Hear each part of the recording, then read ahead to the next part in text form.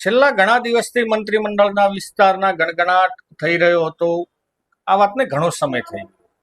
પ્રજાને જેમ જાણવાની ઈચ્છા હતી, પત્રકારોને જેમ જાણવાની ઈચ્છા હતી, એનાથી સવિશેષ ઈચ્છા નેતાઓમાં હતી. કોનો નંબર લાગશે, કોનો નહીં લાગે, મારો વારો આવશે કે નહીં આવે, આ પ્રશ્ન એમને કોરી ખાતો હતો. લીલી પેનથી સહી કરવાના અભરખા ક્યાંક રહી જતા હતા, ક્યાંક પોતાના સમાજના નામે પોતે પ્રતિનિધિત્વ કરવાના પણ એક ઉભરખા હતા. એ બધા જ અભરખાનો હવે થોડાક સમયમાં એટલે કે ટૂંક જ સમયમાં અંત આવી રહ્યો હોય એવું લાગે છે. ગુજરાત વિધાનસભાનું મંત્રીમંડળનું પણ વિસ્તરણ થવાનું છે અને સંગઠનમાં પણ મોટા પાયે ફેરફાર થવાના એંધાણ વર્તાઈ રહ્યા છે. શક્ય છે કે આવનારા એક જ અઠવાડિયામાં ગમે ત્યારે આની જાહેરાત થઈ શકે છે. તો કોનો નંબર લાગશે, કોણ રહી જશે અને કોને લીલી પેનથી સહી કરવાના અભરખા પૂરા થશે કે નહીં થાય, જાણીએ આજે અમારી સાથે. નમસ્કાર, હું છું રમેશ ચૌધરી ને આપ નિહાળી રહ્યા છો ષડયંત્ર. મિત્રો, આમ તો ઘણા સમયથી આ ગણગણાટ ચાલી રહ્યું છે. ભલે ભાજપવાળા કોઈ પણ કહેતા હોય કે મૃદુ અને મક્કમ સરકાર એટલે કે ભૂપેન્દ્ર દાદાની સરકાર, પરંતુ સાંભળવા મળ્યા મુજબ એમને પણ બગાસું ખાતા પતાસું જ હાથમાં મળ્યું હતું. રાતોરાત એ પોતે એમને તો ઈચ્છા ક્યારેક મંત્રી પદની પણ નહોતી રાખી. ડાયરેક્ટ એમને ભાજપે મુખ્યમંત્રી પદની ઓફર કરી દીધી અને ત્યારે ગુજરાતમાં એક ચર્ચાતો ચહેરો બની ગયા ભૂપેન્દ્ર દાદા. રાતોરાત જેની પબ્લિસિટી થઈ ગઈ એવા દાદા અત્યારે જવાની તૈયારી કરી રહ્યા છે. શું છે હકીકત એ પણ જાણીએ.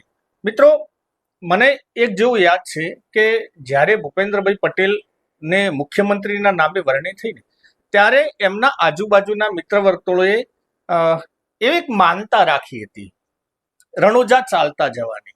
ને શેના માટે? કે ભૂપેન્દ્રભાઈ પટેલને ક્યાંક નાનું મોટું ખાતું મળી જાય. મિત્રો, આ સત્યતાથી હું વાત કરી રહ્યો છું, કારણ કે પછી નસીબ જોગ એમના ચમક્યા અને રાત્રોરાત એમને મુખ્યમંત્રીની ઓફર થઈ. એટલે જેને માનતા રાખી તેને 10 થી 12 જણા વ્યક્તિઓ મારા ગામથી ચાલી અને રામદેવડા દર્શન કરવા જતા હતા. હું ત્યાં મળ્યો છું એમને અને એ પણ કહેતા હતા કે માનતા રાખતા રખાઈ ગઈ, હવે રણુજા બહુ દૂર છે. આ મિત્રો થઈ મજાક મસ્તીની વાત.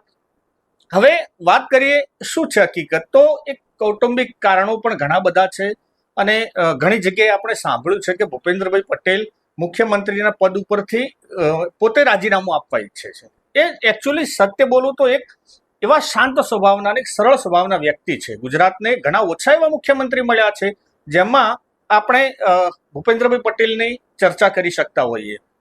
એકદમ નિર્વિવાદિત માણસ અને એને આમાં રસ પણ નથી. બનતા બની ગયા, હવે ત્યાંથી દૂર થવા માંગે છે, પરંતુ થોડાક કોઈ પણ કારણોસર ભાજપ સરકાર એમને અત્યારે પદ ઉપર બેસાડી રાખ્યા છે.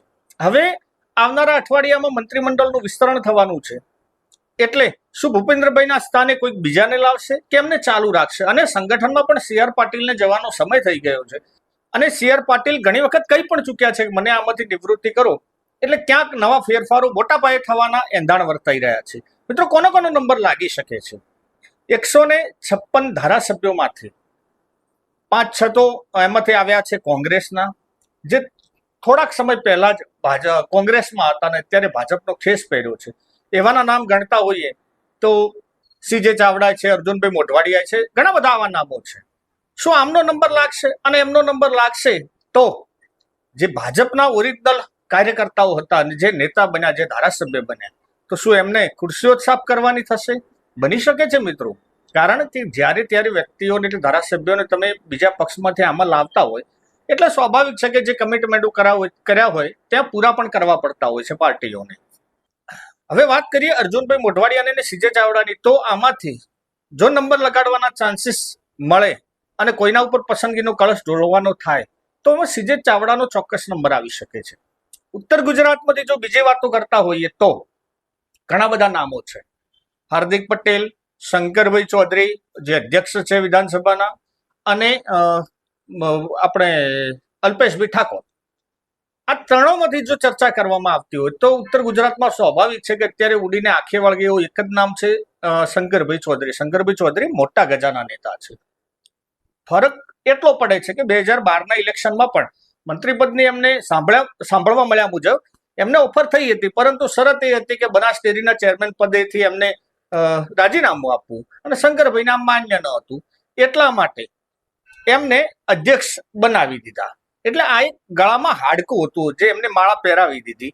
હવે એ માળા દૂર કરશે? શક્ય છે મિત્રો કે અત્યારના નાણામંત્રી કનુભાઈ દેસાઈને પણ અધ્યક્ષ બનાવી શકે છે. એટલે સ્વાભાવિક છે કે શંકરભાઈને ત્યાંથી લઈને કોઈક બીજું પદ તો આપવું જ પડે, અમે મોટા નેતા છે. તો કયું પદ એમને મળી શકે છે એ ચર્ચાએ જોર પકડ્યું છે. મારા માનવા મુજબ જો બનાસ ડેરીમાં એમને સમાધાન સરકાર સાથે કરે, એટલે કે અમિતભાઈ શાહ સાથે, અને ત્યાંથી જો રાજીનામું એટલે આવનારી ચૂંટણીમાં, આ વર્ષે ચૂંટણી છે ને એમાં ના લડે, કોઈ બીજા વ્યક્તિઓને લડાવે, તો ચોક્કસ એવું માનવું કે એમને મંત્રી પદની કોઈક ઓફર થઈ શકે છે. જો મિત્રો મંત્રી પદની ઓફર ના થાય તો એમ આપણે સમજવા માટે એટલે સમજી શકીએ છીએ કે એમને ડેરી પદ છોડવું નથી. મિત્રો વાત હાર્દિક પટેલ અને અલ્પેશભાઈ ઠાકોરની, તો લીલી પેનના અભરખા કઈ કેટલી વાર પોતાને જણાવી ચૂક્યા છે, મંત્રીમંડળને પણ જણાવી ચૂક્યા છે, મુખ્યમંત્રીઓને, સરકારને પણ પોતાની ઈચ્છા જણાવી ચૂક્યા છે. એવા અલ્પેશભાઈ ઠાકોર ઘણી બધી બાબતોમાં ઉણા ઉતર્યા છે. એટલે અમારા મતે કદાચ અલ્પેશભાઈ ઠાકોરનો લીલી પેનથી સહી કરવાના અભરખા એ અત્યાર પૂરતા અભરખા જ રહે એવું લાગી રહ્યું છે. મિત્રો વાત કરતા હોઈએ ગુજરાતના મંત્રીમંડળના, તો કુલ કેટલા ખાતા છે? સાચું બોલું તો બધા જ ખાતા છે. દરેકે દરેક ધારાસભ્યને જ્યારે લાગ મળે ત્યારે બધા ખાય જ છે. પરંતુ જ્યારે ખાતાની વાત આવે એટલે 27 મંત્રી સમાવી શકે એટલું ગુજરાતનું મોટું મંત્રીમંડળ છે. પરંતુ ભૂપેન્દ્રભાઈ પટેલ એમના મંત્રીમંડળમાં ફક્ત 16 જ જણાનો સમાવેશ કર્યો છે. એટલે આમે 11 તો આમે ખૂટે છે. એટલે જો એમની ભરતી કરી નાખવામાં આવે તો મંત્રીમંડળ સ્વાભાવિક છે કે મોટું થાય. પરંતુ મોટા મંત્રીમંડળને સંભાળવું એ નાના સૂના ખેલ નથી. વાત જો મુખ્યમંત્રીના નામની કરવામાં આવે તો ભૂપેન્દ્રભાઈને જો બદલવાની ઈચ્છા કરે ભાજપ સરકાર તો કોને લાવે? મિત્રો આપણે પહેલા પણ વિડીયોમાં જણાવી ચૂક્યા છે, બીજેપી એટલે બ્રાહ્મણ જૈન પાટીદારોની પાર્ટી. એટલે સ્વાભાવિક છે કે આમાં ત્રણમાંથી જ એમને એક નામ આપવું પડે. અને એ નામની જો ચર્ચા કરતા હોઈએ તો અત્યારે એક નામ ઉડીને આંખે વળગે છે, ને એ છે પુરુષોત્તમ રૂપાલા. ઘણા સમયથી એમને કોઈ ખાતું નથી, એમના જોડે કંઈ એવો હોદ્દો નથી. એટલે સ્વાભાવિક છે કે મુખ્યમંત્રીના નામ ઉપર એ ચર્ચા કરી શકે, અથવા એ સંગઠનના માણસ છે એટલે સંગઠનમાં પણ એમને પ્રમુખ પદની રેસના દાવેદાર આપણે ચોક્કસ ગણી શકીએ. વાત વચમાં મયંક નાયકની પણ નીકળી હતી, પરંતુ લગભગ જેના નામની ચર્ચા થાય એ લગભગ કોઈ પાર્ટી બનતી નથી. કોઈ ધારાસભ્ય નામની ચર્ચા થાય તો એનું પત્તું ઓટોમેટિક કપાઈ શકે છે.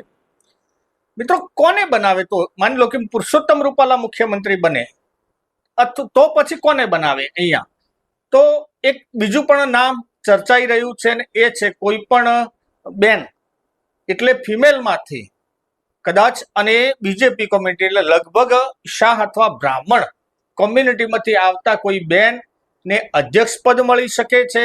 આવી પૂરતી સંભાવનાઓ છે.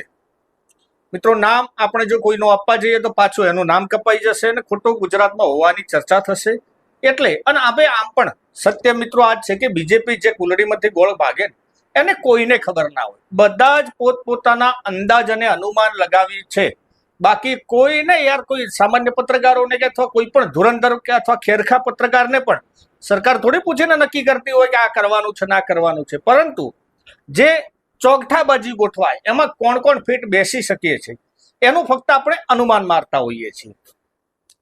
મિત્રો વાત બીજી પણ છે હર્ષ સંઘવીની. હર્ષ સંઘવી આમ ગુજરાતમાં ભલે સબ સલામતની વાતો કરતા હોઈએ, વારે ઘડીએ બધા કોઈકના વરઘોડા પણ કાઢતા હોય છે રિકન્સ્ટ્રક્શનના નામે, અને કાયદાની વ્યવસ્થા એકદમ સુચારુ રૂપથી ગુજરાતમાં સુદ્રઢ છે એવી ડંફાસો મારતા હર્ષભાઈ સંઘવી લગભગ એમના રાજ્યમાં સૌથી વધુ દારૂ પકડાયો છે. સૌથી વધારે દારૂડિયા ત્યાં મળે છે. સૌથી વધારે ચરસ, ગાંજો, બેફામ વસ્તુ બની ગઈ છે. ગુંડા તત્વો, અરાજક તત્વો આખા અમદાવાદની વાત કરો કે આખા ગુજરાતમાં બેફામ થઈને ફરી રહ્યા છે. એમને ડામવા માટે નક્કર પગલા એમને લીધા નથી. હા ઠીક છે કે કોઈકના વરઘોડા ગાડીને પોતાની વાહવાહી કરાવી લે છે, પરંતુ એ પણ અત્યારની પરિસ્થિતિ જોતા એવું લાગતું નથી કે એ એમને રિપીટ કરવાના કોઈ ચાન્સ દેખાય. ગમે ત્યાંથી શોધી કાઢશે. પરંતુ અને એમની ઉંમર પણ, સાચું બોલું તો રાજનીતિમાં ઉંમરનો થોડો ફરક પડે છે. એમની થોડી અપરિપક્વતા ચોખ્ખી આપણને નજરે દેખાય છે. એટલે કદાચ એમને પણ બદલે એવી શક્યતાઓ પૂરેપૂરી છે. અને હમણાં થોડાક સમય પહેલા આપણે જોયું હતું કે નીતિનભાઈ પટેલ વિધાનસભામાં પહોંચ્યા હતા ફક્ત શુભેચ્છા મુલાકાત માટે. મિત્રો, આ શુભેચ્છા મુલાકાતો સામાન્ય હોતી નથી. પાછળ કંઈક એમના ઈરાદાઓ પણ જગ જાહેર એટલે છાના છપના દર્શાવી દેતા હોય છે. ખબર પડવા વાળાને લગભગ અંદાજો આવી શકે છે. એટલે અમારા માનવા મુજબ નીતિનભાઈ પટેલને સંગઠનમાં કોઈ સારું સ્થાન આપે તો નવાઈ નહીં. ઘણા સમયથી નીતિનભાઈ પટેલ નારાજ છે, માટે એમને મનાવવાના પણ પ્રયત્નો બીજેપીને કરવા પડશે. નીતિનભાઈ પટેલ ઉત્તર ગુજરાતમાં પાટીદાર સમાજમાં મોટું નામ ધરાવે છે ને એમની પકડ પણ અત્યારે મજબૂત છે. ઋષિકેશભાઈ પટેલની વાત કરતા હોઈએ અથવા ઘણા બધા એવા પાટીદાર સમાજના નેતાઓની વાત કરતા હોઈએ તો આ બધામાં મોટું નામ એ નીતિનભાઈ પટેલનું છે. એટલે એમને સંગઠનમાં કોઈક સ્થાન, સંગઠન ભલે મહામંત્રી બનાવે કે કોઈ પણ સંગઠનના મંત્રી બનાવે, ચોક્કસ એમને સ્થાન મળી શકે છે. તો મિત્રો, આ હતો ગણગણાટ જે ચાલી રહ્યો છે અત્યારે મંત્રીમંડળના લઈને નેતાઓના મનમાં. એકબીજાના સંપર્કો એકબીજાને પૂછી અને કોઈકે પેડા મંગાવ્યા હશે, કોઈકના બાકી હશે, પરંતુ ખબર નહીં ક્યારે ભાજપ એકદમ સીધી લીટીમાં જોતા હોય તો ધડાકો કરશે અને ધડાકો ઘણાને ગળે ઉતરશે, ઘણાને નહીં ઉતરે. પરંતુ ક્યાં કહેતા ક્યાંય કોઈ બોલી શકશે નહીં, કોઈ વિરોધે નહીં કરે અને કરવો પણ ના જોઈએ. આજ નહીં તો કાલે માગ્યા વગર ભાજપમાં બધું જ મળે છે. જો માગણી કરવા જાય તો જે થોડું ઘણું છે એ પણ જાય એવી પૂરી સંભાવનાઓ રહેલી હોય છે. મિત્રો, આ તો વિડીયો, આપના અભિપ્રાયો ચોક્કસ લખીને જણાવજો. વિડીયો ગમે હોય તો લાઈક, શેર અને કોમેન્ટ કરજો. ને હા, વિડીયોને સબસ્ક્રાઇબ કરવાનું ભૂલતા નહીં, ચેનલને સબસ્ક્રાઇબ કરવાનું ભૂલતા નહીં. જય હિન્દ, જય ભારત.